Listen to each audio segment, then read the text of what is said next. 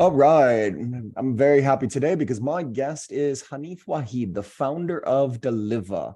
For those of you who don't know, Delyva is a multi-courier delivery platform that recommends the best performing courier service for each and every delivery. Thank you very much for being here, Hanif. Thanks for the invitation. Happy to be here.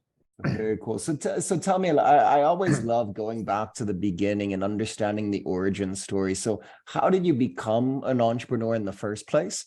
And what led you to the path of wanting to launch Delyva? Okay, it starts back, maybe I can bring you back before. Okay, I graduated in software engineering. And then after the graduation, not graduation, after finish the study, I went to Infosys Technologies in Mysore, Bangalore. There's a 2 months internship. Over there, I learned about, of course, the software development thing, the company, how they shape their culture. Everyone is having equal opportunity and stuff. So they are in a so-called software outsourcing business. So after that, I served my part of my scholarship requirement with Telecom Malaysia, and then I quit and formed a company doing software development, web applications, mobile apps, websites, portals for SMEs and government agencies for a few years. We serve governments, factories, SMEs. So it's a project by project base, right? So we kind of thinking of building our own product, right? To have a better cash flow, better growth opportunities compared to just a consultancy, project by project kind of businesses. So we came up with this idea. At the time, the e-commerce industry in Malaysia is just picking up. There's a lelong, people are selling on social media and stuff.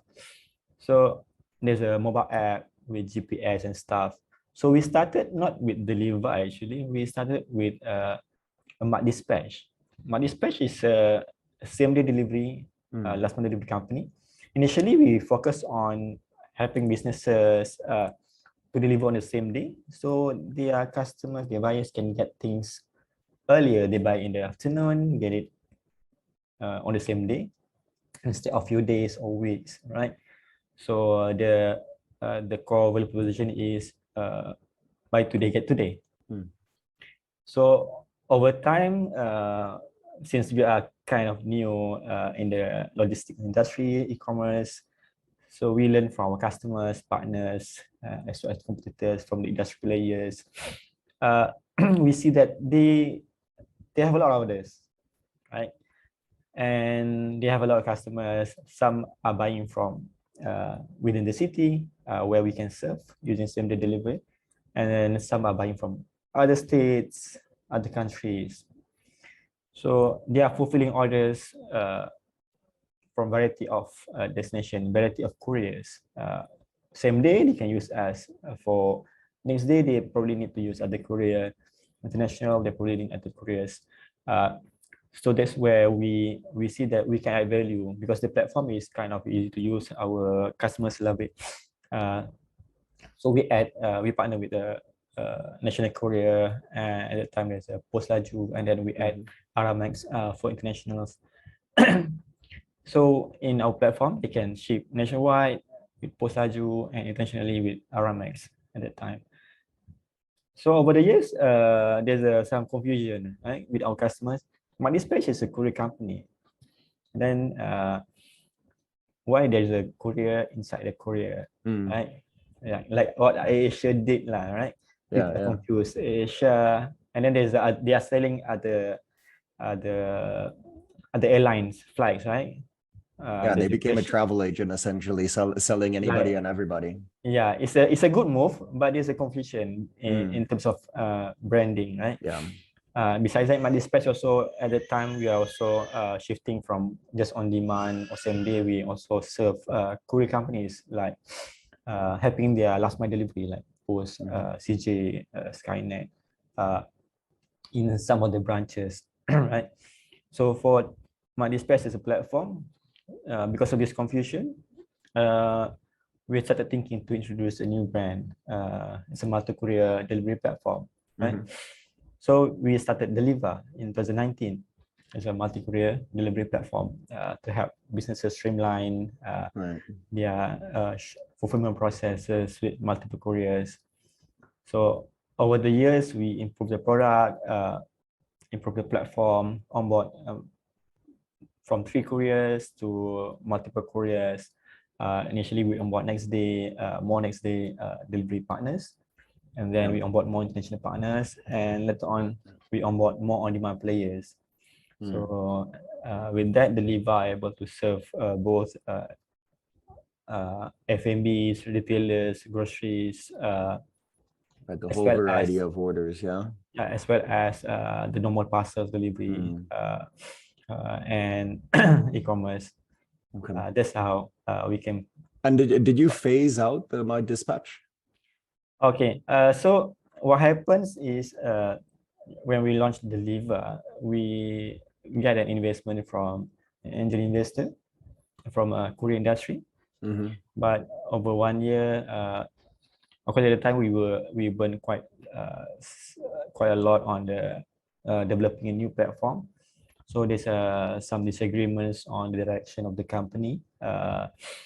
So, however, we discuss and decide that we should split up, right? Multi-space should focus on a courier business. Delyva should focus on tech, SaaS.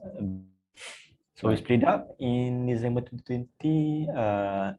Delyva, we spin off into a new company where multi-space have we hired a new management to manage the business, focusing on B2B to be a full-fledged courier companies, and Delyva, the founders focus on Delyva in the new company until now. Okay, so My Dispatch still operates, and it's still one of the courier services that are on Delyva. It's just you ended up dividing the two companies and shifted your focus on Delyva. Yeah, as a platform, Delyva is independent. We don't prioritize one service or other. That depends on the merchants which one they want to use. They will use that particular courier. And multi-space have been focusing more on B2B instead of B2C. Let me ask you. So you can sign up these different courier services. How big of a challenge was it in order to get the systems integrated so that you can understand, the characteristics of the delivery that they offer, price, the amount of time that it takes, all of those sort of characteristics that as a shopper, if I'm looking at options, or if I'm in e-commerce, if I'm comparing options, price, amount of time, those sort of characteristics are probably some of the key deciding factors. Was it a challenge in order to get that level of information and integrate the systems when you were getting these couriers on board? So when we build our new platform, so when we move to a new platform, the platform is kind of modular. It can be easily integrated with new courier. We somehow simplify the integrations. Typically, a courier system APIs. Normally, they have like for on-demand. Probably they have like getting list of services or quotations through the other system. But for like non-on-demand and the standard courier, they don't have that, right? And then there's a API for creating the order and getting the labels and stuff, right? And then tracking, right? So we have built in our own we are maintaining the pricing in our system for the standard international couriers, but for on-demand, we pull directly from their system. For the recommendations part, so the pricing basically some is in our system, some is getting pulled real time from the courier system. For the recommendations part, every orders that completes in our system, we track their performance. So how long does it take from creation schedule to pick up success, and then until it delivered, we measured schedule to pick up to deliver, schedule to deliver. Also with that, we use this data to recommend from which different area to different area, right? From Ampang to Shah Alam, probably different data set. Sure. From Ampang to Penang, probably different data sets. Yeah. So the result, who is the best performing for different route, probably is different. Yeah, initially, of course, the industry is probably still new to this multi-courier strategy. Some merchants probably have a preference for this particular courier over this particular courier. Some, those that have adopted multi-courier using our system have seen quite faster pickup times, faster delivery times overall when they follow the recommendations. Okay. Is it common as well? Because I've seen instances where some online merchants, they'll add margin by having a relationship with a particular courier. Is that common? Do you see that amongst the multi-courier arrangement? Is that a sticking point with e-commerce, or is that not does that not really happen here in Malaysia? What do you mean by a margin? So say somebody says, hey, it's going to be $10 for delivery. What the courier service is actually charging maybe $7. So the merchant is intentionally marking it up so that they can get an extra $3 in profit. I think it depends. So when we build our plugins like WooCommerce, Shopify, they can decide to mark up the shipping rates and display to the customer, or discount, subsidize it, right? For markup, normally what they probably their product margin is quite low. So when they mark up, they want to cover the fulfillment cost, right? Packaging, wrapping, the cost of pick and pack. So there's a cost to it. If let's say their margin for the product probably higher, they may want to subsidize it to push the product faster. So it depends on the strategy. Some do markup to cover the fulfillment cost. Some do subsidize it. So it depends on their strategy. Yeah, if I'm buying a refrigerator online from like a Harvey Norman or somebody, they may subsidize the delivery because the price of that is quite high. Yeah. Whereas if I'm buying a pair of socks, sorry, that weird example, it's a low margin, so they're probably not going to eat the cost of that delivery. Yeah, and it depends also. The merchant is a brand owner or a reseller, right? Brand owner normally they have bigger margins to play around with. Reseller probably they have like 10-20% margin, probably less. So it depends on type of merchants. Okay. So when you were just getting going, so you had transitioned over and you started adding different courier services so that you could do the overseas, so that you could do the out of town. What were the challenges that you faced in the beginning period of getting couriers on board? Because multi-courier platform was and still is pretty new to the market. Yeah. So of course, as per courier, they would like to have a volume, right? If there's a certain numbers of base customers, merchants that are using our platform, there will be certain volume characteristics, so they attract the couriers to come on board. And when we onboard more brands in using our platform, this also can accelerate onboarding more courier partners. Sure, but when you're talking like day one, when you're just trying to get out there, you don't really have the volume of customers. So at some point, it requires a little bit of salesmanship, I assume, to like talk to an Aramex or somebody like that and say, hey, we're servicing these clients for same day delivery, but we need they're asking for this. Did you have enough volume in order for them to be interested, or was it more of like, here's what we're going to be, here's what the future is going to hold, we're going to make this bigger and you can ride the wave with us? Yeah, it takes some time for the first one or two courier to come on board, because at the time also we are not really a multi-courier delivery platform. Yeah, Uh, not so established, not so many so customers still, yeah.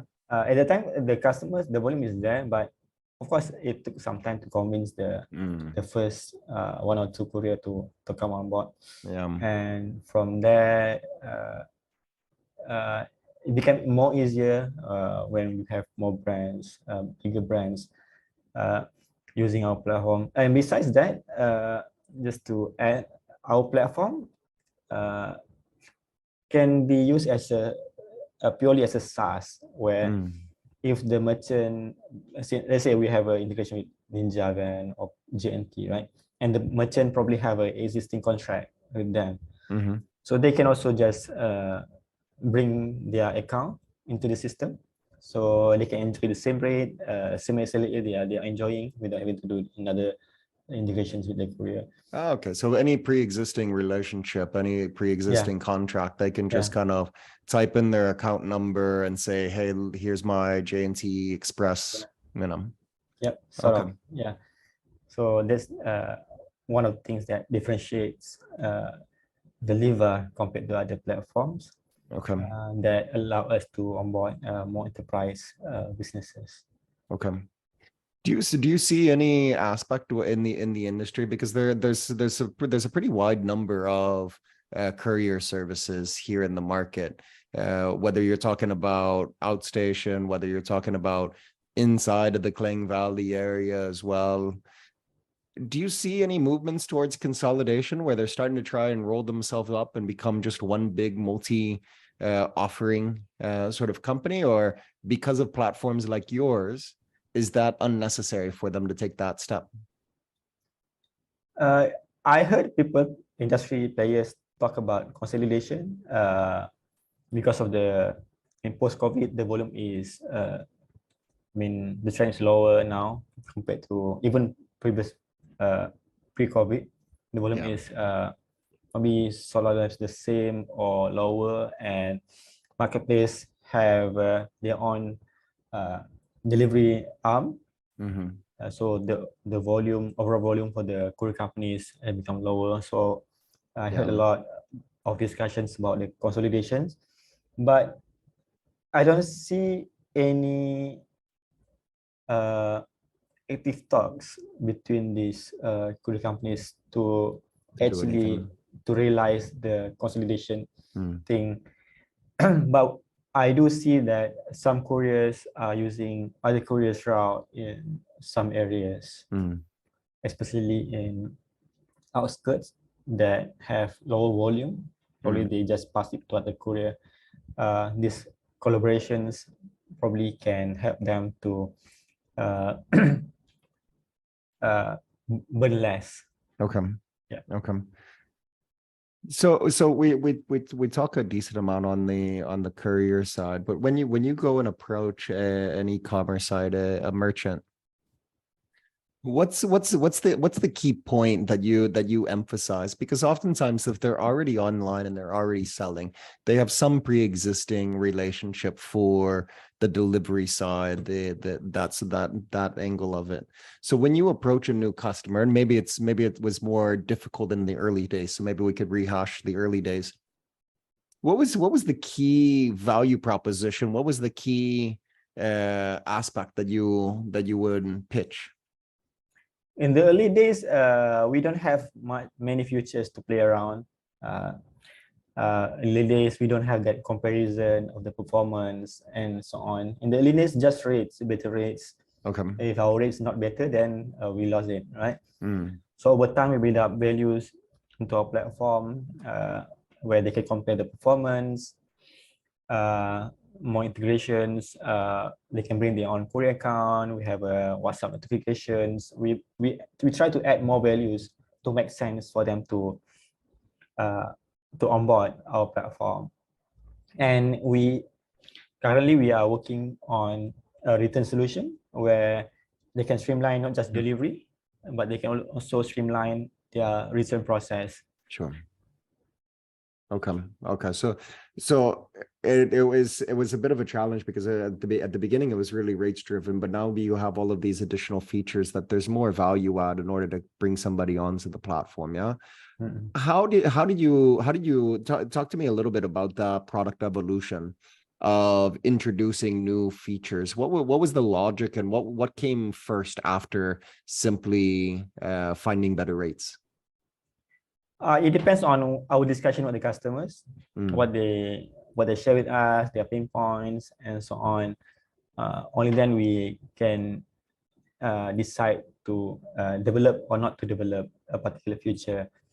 Because of course, some we do see from other players in other countries that is doing it, but we need to see whether there's a demand for that particular feature sure. in this particular country or region before we can actually develop it. We don't want to develop something that people don't want, and Yeah, since we are bootstrapping, we don't have that much sure. resources to just build what we think is right. So we talk to customers, we do some surveys. Okay. From there, we will decide on which to build. And some customers just give you free feedbacks. Oh, we want this. Can you do this? Can you Yeah. add this? Why don't you have this? Right? What's what Then is when what they is are angry, the so it's important. what is the system that you have in place in order to collect the feedback? You mentioned surveys. Is there like a regular cadence, or how do you implement the ability in order to engage with them and collect feedback? What does that look like operationally? It's not we do send surveys like once a year to get their feedback. If Mm, let's say we think this feature could be useful, we send some survey before we build it. And from regular customer service interaction with the customers, sometimes we get feedback from our customer service, customer support. Customer ask for this and this and this. Like, do we have it? We take note mm. and we put in the pipeline. Okay. Okay. And so when you put it in the pipeline, so let me just get an understanding of like the steps along the way. So the interactions with the customer service. Do you train the customer service in order to like ask these probing questions of what do they want and those sort No, of things, not or is really. it more of like when problems happen? Yeah, when customers ask how to do this, can we do Okay. this and that? So normally they will ask us back. We have open this conversation with our customer support. They Okay. can basically uh, say anything that they get from the customers. Okay. So from Okay. there, we take. And how do you log those interactions? Do you use any sort of like software, or is it like a Google Sheet, or what? How do you end up Uh, tracking those it's not interactions? it's not that it's not that systematic. Okay. Initially, just the Microsoft Teams thread, right? Okay. And then we just put it in the Excel on weekly basis which one we should do first. And sometimes Okay. we reprioritize, sometimes we just follow. Depends on the urgency of this particular feature. Okay. Okay. So it's a pretty frequent cycle of when it gets marked down and when you as a team end up reviewing it. Yeah. Mhm. And how big is the team right now? It's less than 10 people. It's kind Okay. of a lean Okay. team, and we somehow started doing a bit more cost reductions because we are not sure what's coming in the next few months. Probably a recession, maybe global recession, but Malaysia quite safe. Mm. But somehow it may affect the liquidity or overall volume, cash purchase, and so on. So Right. The we the try e-commerce to, volume is definitely down from the pandemic when we were all stuck at home and doing nothing but online shopping. Yeah. yeah. So in the next few months, we are not sure what's happening, but a recession globally looks like German have already, Eurozone already have a recession. US quite strong. China is affected by low volume or lower euro economic activity.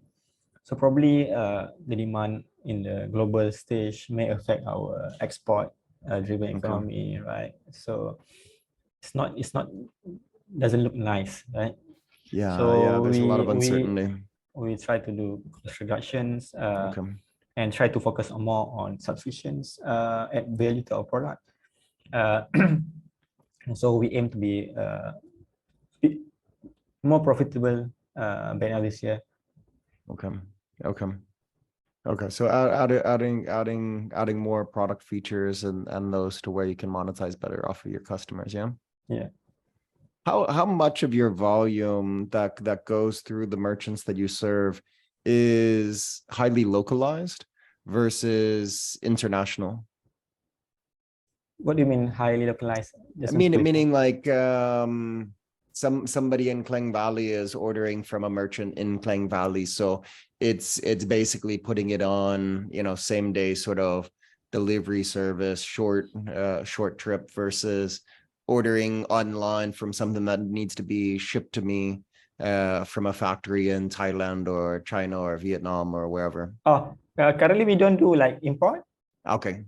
We have a hyperlocal, Okay. food, groceries, and then we have a nationwide. I mean, within Malaysia. We also have within Malaysia to outside of Malaysia. Okay. We don't do import yet. We don't have that.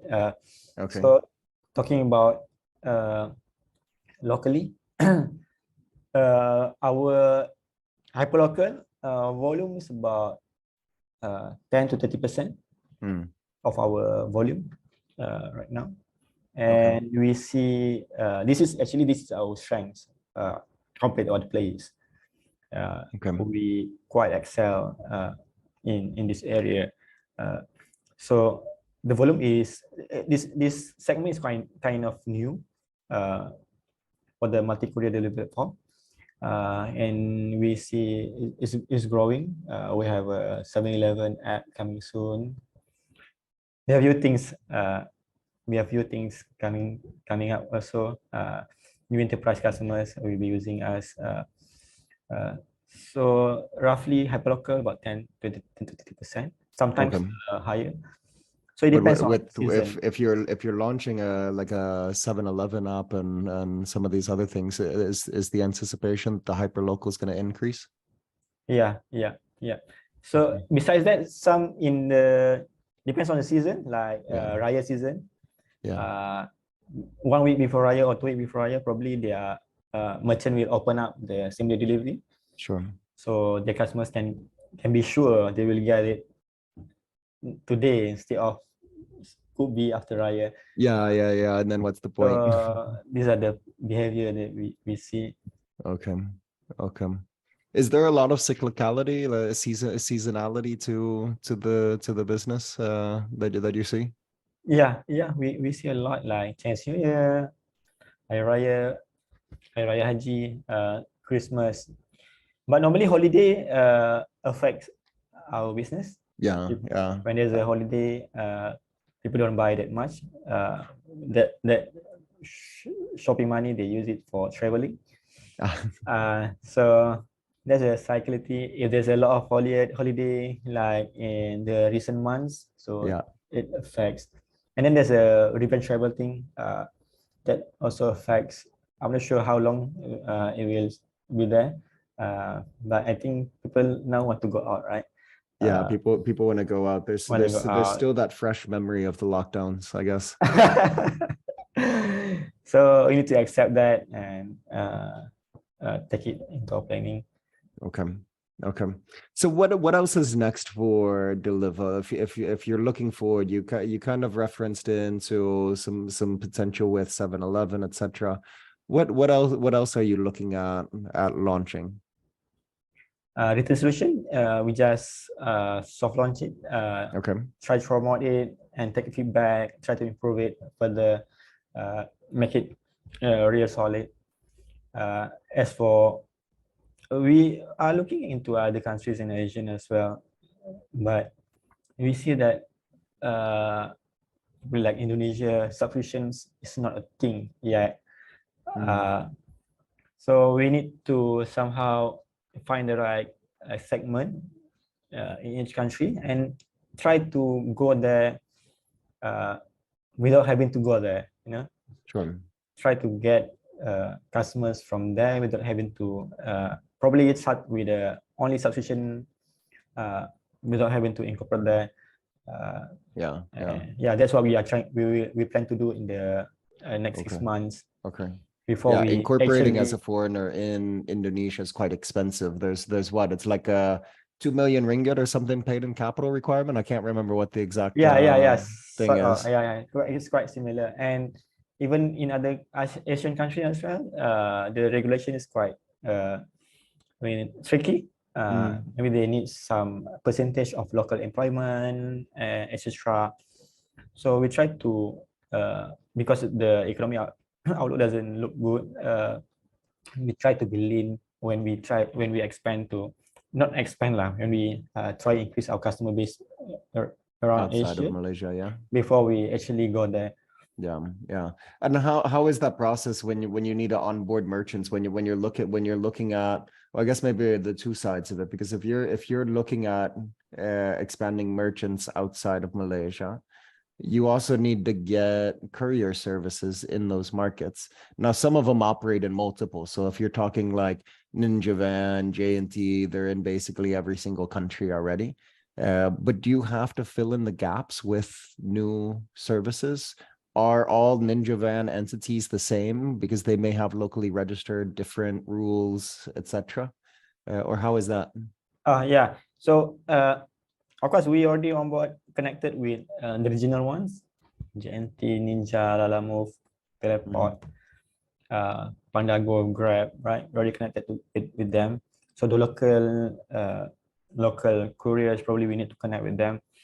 And when we try to onboard merchants, targeted merchants, qualified merchants in these particular countries, probably we will sell it as a SaaS base only, where they need to bring their own courier account, but they can enjoy the integrations, they can enjoy the streamlining of the delivery and returns, all the software without the actual rates. Probably that's what we try to do. Maybe this is too much to be shared. yeah, no worries. We don't need to get it too far into. Yeah, but this is it could change. Depends on our interaction with them. Depend on their feedback. Probably there's a local partners interested to partner with us along this journey in the next few months. So we will see. It could change. Okay. And so when you look at the business, I'm gonna ask kind of an open-ended question. When you look at what you envision for the long-term future of Delyva, how are you defining success, either as a product or as an organization? What is the meaning of success for you, and how are you trying to measure yourself against that? That's tricky. Of course, when we initially started, we aim like IPO and stuff, right? Probably M&A is more. We have more chance to get acquired compared to IPO, and a success probably for us. Probably we have customers from different countries and different regions. That could increase the chance to be acquired. Okay. Very cool. So this has been a really interesting conversation as we've kind of navigated through the aspect of building and kind of looking forward to new features, but external expansion and all of this. But let me wrap up here with my standard closing questions, the questions that I ask everyone. And so the first one is, what is a tech tool that you just cannot live without? I think the most important in our daily life, probably in my daily life, probably the calendar. If it's not there, it's not happening. So a lot of people have that obsessiveness over like, if it doesn't exist unless it's in my calendar. Yeah. So not the task that we need to complete. Of course, that's not in the calendar, but the scheduled meetings and start appointments. If it's not there, probably I will not remember it. So normally the first thing that I will do is when we agree on certain appointment, we will just immediately put it there. If I forgot to put it there, then I will forgot about the appointment. Yeah, yeah. And probably WhatsApp, of course. And then for the work, probably because of Teams, we use quite a lot. Of course, to-do list. I have a different to-do list. For the personal, I use the standard, just a standard on the app, on the phone. But my to-do list on work, I prefer to use Notepad. Not Notepad lah. I mean text editor. Okay, okay. Instead of the other tools. Yeah, yeah. I used to use a to-do list. I've now started, because I use Google Suite. I've started using their task manager inside of it. It's not my ideal one, and people keep on trying to like sway me towards these other ones, but because it integrates with my calendar, and I'm a calendar obsessive as well. Yeah. It's hard to break that integration. Yeah, that's good. Other tools, probably now ChatGPT. It's very helpful. Yeah. To get some ideas, to write things, or to improve our writings. Probably our writing is a bit not good enough to be sent out. So yeah, it's a very, very nice things to have. Yeah, it's definitely made an impact. Let me ask here Canva. about Canva. Yeah. I definitely use that one as well. Well, let me ask my final question here. So if you were to talk to another startup founder that is just getting started, what would be the biggest piece of advice that you could offer? That's a bit tricky. Of course, it depends on the stage of the company. But I have reached at the stage where IPO and stuff. Probably my advice to the new founders, I think the validation and talking to customers is the most important thing while building the first MVP, or just after the MVP, to validate and iterate. Even that is, we still do that when we introduce new features. Yeah, gotta talk to the customers. Yeah, we don't want to, I mean, what people say, short sendiri, right? We don't want to do things that we like, but no one wants to buy. Yeah. No, you have to talk to your customers. They're the ones. I mean, there's an extent to it. There's the whole like, what's the old quote? If I ask my customers, they want faster horses. The old Henry Ford quote. Yeah, it depends on, maybe it depends on who you are. Yeah, but it's about I'm not Steve Jobs yet. Point. I'm not Steve Jobs level yet. So probably someday. Customers is the best thing to do. I mean, even for them, where they're trying to innovate, it's the understanding of the pain point. The customer may not be able to tell you specifically what they want, because they may not have the insight in order to how to solve it, but you can get an understanding of what's wrong. Yeah, it's not about building what they want. It's about building something that can solve their problems. Yeah. So what they want probably is a different thing, but the solution is a different thing. No, very, very, very much agree with that. I think that's great advice, is to talk to your customers and understand them. Hanif, this has been a great conversation. I really appreciate you coming on here. So thank you very, very much. Thanks for the invitation. Happy to share what I've been learning for the past few years. Fantastic.